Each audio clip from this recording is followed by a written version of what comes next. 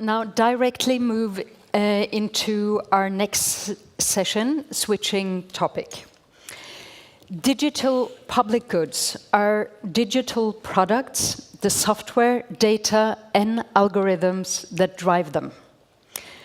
That serves to educate us, help us thrive in our professional lives, enrich our cultural experiences, and ultimately do good for the benefit of humankind.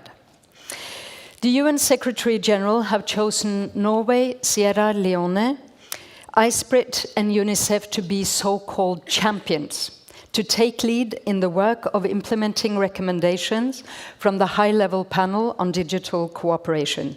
And this includes both the establishment of the alliance and a platform for digital public goods. To help us dive into the substance of this, we have put together quite a panel for you. Chris Fabian leads UNICEF Ventures, which invests in open source technologies for the public good. And he has served as an advisor to several of the UN Secretary Generals on frontier technologies like AI, data science, blockchain, and cryptocurrency. Isa Touba is from the Directorate of Science, Technology and Innovation in Sierra Leone, where she works closely with the President. And she heads the global partnerships for DSTI. Tanush Buswani works with sharing some of India's experiences and technologies with other countries, in particular technologies that can provide financial inclusion for the poor. To moderate this session, we have the experienced Liv Marte Nordhaug, who heads Norad's Digital Empowerment Project. Please welcome them all on stage.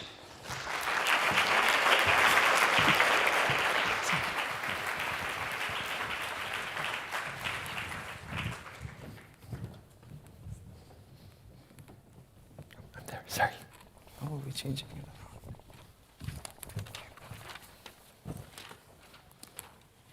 Thank you so much for the introduction, and it's great to be here together with the three co-champions that Norway has in the implementation of this very exciting initiative.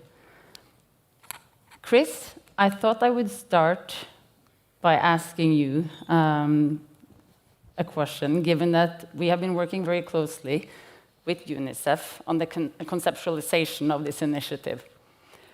UNICEF has invested in open source and digital public goods for a long time. Why does it make sense now to develop an alliance and a platform around this concept of digital public goods? Thanks, Liv, and thank you, everybody. Good morning. What an honor to be here with my other distinguished panelists and all of you in the room who've been contributing to this work over the last 2 years. The internet is broken. If you look at the top 100 websites, 99 of them are commercial websites. There's one of them that provides sort of a digital public good, which is Wikipedia. Everything else is trying to sell you something. The internet is broken also. It's a terrible place. If the internet was a physical building, I would never let my children into it. So the statistics that came out of Addis yesterday, out of the Child Protection Conference, say that at any one moment on the internet, there are 700,000, 750,000 people online, men online, hunting children for sex. And these are men. These are mostly white, rich men, because they have access to the full internet, hunting children online. So the internet is a broken place and it's a commercial place. And and that's the depressing part of our conversation. Now we're going to get to the fun part. But it's an Oslo morning, so we can start that way. Our team and many of our collaborators have realized over the last few years, as we've been investing in companies that are doing amazing things with technology that aren't in Silicon Valley, are not in Geneva, are not in Tokyo, but are spread around the world, that the opportunities for the next phase of information and digitalization don't come from the people who built that broken internet. They come from people who are building a chatbot to help young girls figure out how to manage menstrual health in Brazil that's now scaled to 6 countries. Or the folks who are building drones to deliver vaccines and supplies in Malawi. These are people using technology at its front and foremost. They're not trying to build a poor version of the internet or a degraded version of those terrible 99 websites that we're all trying to avoid anyway. They're trying to build something new, something that empowers us and connects us to opportunity and choice. And that's what we've been talking about when we've been talking about digital public goods. We've been looking at how we can inspire and find programmers and business people around the world to build things that are relevant to humanity, but that can move us forward. And so we've been investing in small companies and startups and trying to give them the support through governments like Sierra Leone, through connections like the ones that iSpirit has in India, to give them access to the same things that come so easily if you're in Silicon Valley. And we'll talk about a few examples today. But it's a pleasure to be here and to kick off this partnership with Norway. Thank you, Liv. Thank you, Chris. I start to. Yes.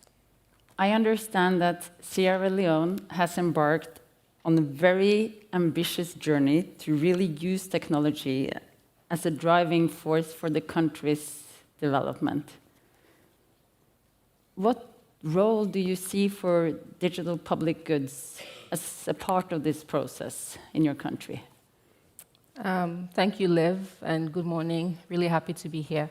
I must say, for reasons of neurodiversity, I'll be relying on my phone. I don't mean to be rude to the audience. So I work at the STI, and that's the Directorate of Science, Technology, and Innovation in Sierra Leone. The Directorate itself sits in the Office of the President of the Republic of Sierra Leone and has a mandate to use science, technology, and innovation to drive the national development goals. The STI itself has been alive for a little over a year, and recently we launched our National Innovation and Digitization Strategy. The strategy itself is bigger than our implementation mandate, but going forward, everything that we do will be anchored within that strategy. I bring thanks all the way from Sierra Leone to the DPG Alliance. We should and we must recognize that members of the Alliance read and provided instructive comments that we incorporated into the final version of our strategy. So now that we have a strategy, what do? We're open to collaborate. We want to play. We want a space to play, and we want to make choices within the Alliance storefront. If you broadly, sort of, our strategy has three. Our strategy has 3 areas to it: digital identity, digital economy, and digital governance. The tools in the Alliance itself are tools we think that would help us deliver on those 3 parts. And the technology behind it, blockchain, IoT, 3D printing, 4IR in general, we think are essentially why the DPG exists. Sorry for using DPG as in digital public goods. That's why the Digital Public Goods Alliance exists. And some of these algorithms are open source and should be open source. In fact, if you think about blockchain, Nigeria, the underlying infrastructure around blockchain, and if you're thinking about Hyperledger, all blockchain technology really are open source, as are the solutions. So by definition, a few months ago, when Sierra Leone launched the Kiva Know Your Citizen solution, we were taking advantage of a digital public good, which is blockchain. And if you think about other sort of open source algorithms and machines for 3D printing, for example, they fall in line with that. In Sierra Leone, we're also implementing DHIS2, which is an openly licensed health information management system, and we're customizing different solutions around that platform. At the STI, we've also built an IGIS portal. GIS stands for Integrated Geographic Information Systems. I will not go too much into it because a colleague of mine will be presenting on that portal later on in the session. But we've built that technology, and we've built our portal, and the data and the technology that forms the portal, the algorithm sort of that links, that cleans and links data, is a public good that is available to share. And we've shared this with multiple partners, including WHO, UNICEF, and the telecom companies in the private sector in Sierra Leone. Same as the UNICEF drone corridor we've established in Sierra Leone. The work that's coming out of that, the data that's coming out of that is a public good. We've also built an education data hub. This one is slightly different because the technology itself, the solution that we used to build that platform is not open. It's not a public good in that sense because we did use a company, and this is another conversation. We did use a company to build parts of it, but the solution, ultimately, as we clean and we share data back, as we anonymize it, the solutions is a public good. So while the tech underneath the platform is not, the analysis is a public good. And we've opened that up. We do not have any special backdoor analysis that people cannot access. The results, in our opinion, equally matter as the tech that is behind sort of the results. On this point, we've also been working really closely with UNICEF on building appropriate data science algorithms that inform the back-end analysis of that portal. I will end by saying that really the hope for us, for Pathfinders and the DPG Alliance, is that we can use our role within the Alliance, that we can sort of use Sierra Leone as a space and a test bed where we can work at scale. We're a small country, but we do punch above our weight. You do, indeed. And I think it's useful to sum up what we heard here. We both heard examples of reuse of existing technology. You will hear about the HIS2 later. It happens to be managed at the University of Oslo. I'm sure there could be also a non-Norwegian example in the stack, but it's particularly interesting given that we'll have a presentation about that. But I also heard you mention that you are creating and sharing digital public goods that others can use. So just to demystify the concept it's about being able to build on what others have done and to share back what you're doing. It's in a way as simple as that. I would like to move to India. Tanush, your country has experienced an amazing journey of digital inclusion. And I know that you have actually been part of that journey, working very closely with Nandan Nilekani, who even Bill Gates says that he deeply, deeply admires. I would like to ask you to share some of the highlights of the digital inclusion journey in India with the audience today.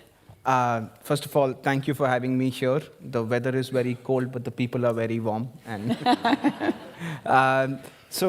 in India, about 10 years ago, we came to the same realization that Chris mentioned, that the internet is broken. We couldn't do with a World Wide Web. We needed an India's inclusive internet. And if you wanted to do that, we realized that in a country as big and diverse as India, you can't build a solution for everyone. You can't build a solution that works for everyone, and you really won't be able to reach everyone by yourself, which meant that we had to build infrastructure. The way the governments used to build infrastructure in the physical world, we said that's what we do in the digital world. And essentially, that infrastructure, we said, has to be a public good. It has to be something that is context independent so that people in their context can build solutions on top of. Now, all this is what did we actually do, right? And we did three things that I think were very important, were identity, payments, and how do we think about data. Those three things, if you do, you can recreate a new internet. On the identity space, we gave a digital ID, a number, not a card, because a card can get lost, a card can be kept by the men in the house controlling the women, all the social problems. So a number that's linked to you, your biometrics. In 2009, and in about 4 years, we reached 600 million people. In 5.5 years, we reached 1 billion people. And today, we are at 1.23 billion, going at the edge, covering the most hard to reach, and 99% of the adult population, and about 15% of the world. So ID allows you to be seen, to be heard, to be present in the digital conversation. Next, we did payments, and for payments, we, in a country of 1,300 million people, we have about 35 million credit cards. People like me own 2-3 credit cards, so only about 20 million out of 1,300 million have credit cards. Sorry, India just has big numbers, right? So, so it's a pittance, and cards were not the solution for India. Again, we said, hey, we need to think about it ourselves, and we built something called the Unified Payments Interface. And in just 3 years, so cards have been around in India for 30 years. In 3 years, we are now double of what cards do in India. We crossed 1 billion transactions a month 2 months ago. And this is, people are using it for a roadside vendor selling vegetables, coconut water, etc. on the road, small value transactions, 10 rupees, 20 rupees, that's 20 cents or so, is being transacted on the platform. And finally, data. We are saying that in all of this, as you get digital, this data is going to be generated. The way you architect software is power. It decides who gets that data and therefore who gets the benefit of that data. And in India, we are adamant that the data belongs to the user, and we will not just enshrine this in our laws, in our regulations, but also in the technology itself and make sure that the data belongs to the user and they can access it. Thank you.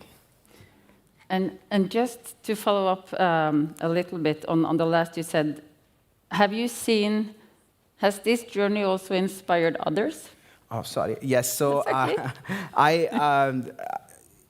So we are here today because a lot of countries, both developing and developed, want to take parts of these technology and these pieces. And the way we've built them as layers and modular things allows for this to happen. And therefore, while India never started in 2009 with the intent to take this outside, but now we are actively building them as public goods with open licenses so that people can take this outside. We have something called MOSIP, and Vejanti is here for those who want to know more about the Modular Open Source Identity Project. For ID, UPI, we are writing the protocols and we're going to publish them under an open license. When we built this, we had no idea we want to take it abroad, but we're going to make changes to make sure that all of you can also access the technology, ideas, protocols, standards, code that we have in India. So there's an opportunity to adapt and build on the Indian experience, and many African countries in particular are asking for it. So MOSIP is Morocco and Philippines are currently on the list, and many others are asking for it. UPI, similarly, there's interest from many countries, not all of them I can name. Thank you. Chris, so now we heard of the government perspective, the Indian government developing technology that others can reuse. Can you say something about, and give us an example of how UNICEF, a specific example of how UNICEF works when it sources and develops a digital public good? So I know I'm supposed to stay on script, but I'm not going to for like 2 minutes. Can everybody just raise both your hands, wiggle your fingers? That's just to get blood moving. Okay, oh, that feels good, doesn't it? I'm going to ask you to raise your hands in a second. You put them down, keep wiggling them. Okay, ooh, blood is moving. So, quick question to the audience. If you have, before you came into this room today, if you've heard of DHIS2 or DHIS2, raise your hand. Okay, that's a bunch of health nerds and people who work in health systems. If you knew that India had a financial processing system that was doing more transactions per month than Visa? Amex, whatever, one of those. Raise your hand. India, okay, so fewer. If you knew that Sierra Leone has a drone corridor where they're piloting drone technology that's more sophisticated than any other drone corridor in the world, raise your hand. No, okay, 2. So this is the reason that we are forming an alliance for digital public goods. These are 3 examples of things that exist in the world that are sophisticated, using technology that don't, well, DHIS2 I think needs to be renamed. It needs a more convincing name, I'll put that forward.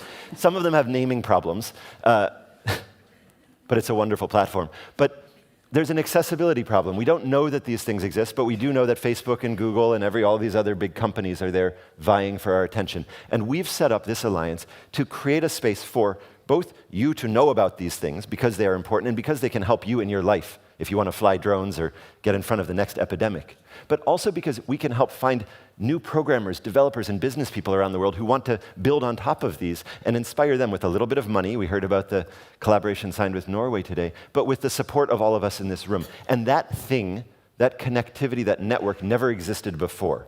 We're calling it the Digital Public Goods Alliance now. That also needs a new name. So if anybody's clever on naming, you can help us with, well, help us with that one first.